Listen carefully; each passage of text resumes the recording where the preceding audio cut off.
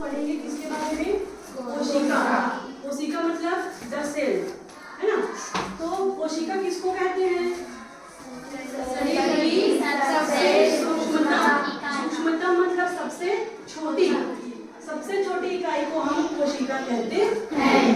इसके बाद देखिए, जिस प्रकार से ये मधुमक्खी के छत्ते की खोज है, इसको जब हम सूक्ष्मदर्शी से देखेंगे तो इस प्रकार का वो दिखाई देता है ना।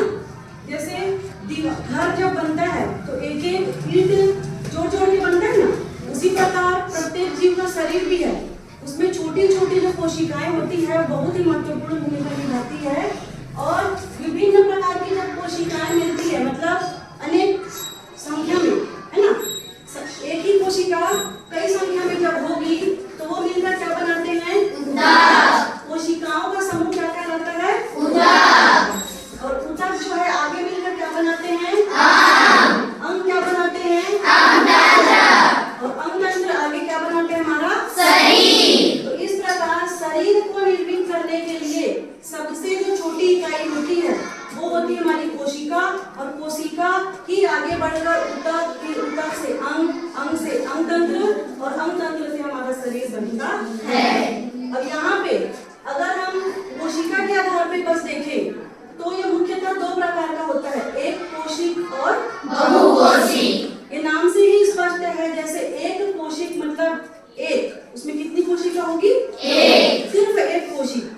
ऐसे जीव जिसमें सिर्फ एक ही कोशिका पाई जाती है उसको हम क्या बोलेंगे? एक कोशिक जीव। एक कोशिक जीव। और इसमें वही कोशिका जो होगी श्वसन, पाचन, उत्सर्जन, ये सारी चीजें उस एक कोशिका के माध्यम से ही होगा।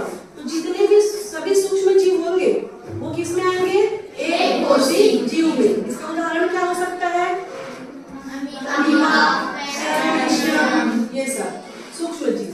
और बहुकोशिक मतलब जिसमें एक से अधिक कोशिकाएं पाई जाएंगी। और बहुकोशिक जीव का सबसे महत्वपूर्ण लक्षण ये है कि इसमें प्रत्येक कार्य को करने के लिए उनका एक विशिष्ट अंग होता है। अंग उसका अंगतंत्र, वो उस कार्य को संपादित करते हैं। जैसे मनुष्य में श्वसन के लिए हमारा श्वसन तंत्र होता है, पाचन के लिए पाचन तंत्र। ये अपने प्रत्येक जो अंग तंत्र है वो अपने विशिष्ट कार्य को करते हैं। और प्रत्येक की अपनी अलग विशिष्ट कोशिकाएं होती हैं। अब यहाँ पर पादप कोशिका और जंतु कोशिका, ये भी नाम से ही स्पष्ट है। पादप मतलब पौधा, पेड़ पौधे, और जंतु मतलब पेड़ पौधों को छोड़कर जो बच गए वो सभी जंतु कोशिका।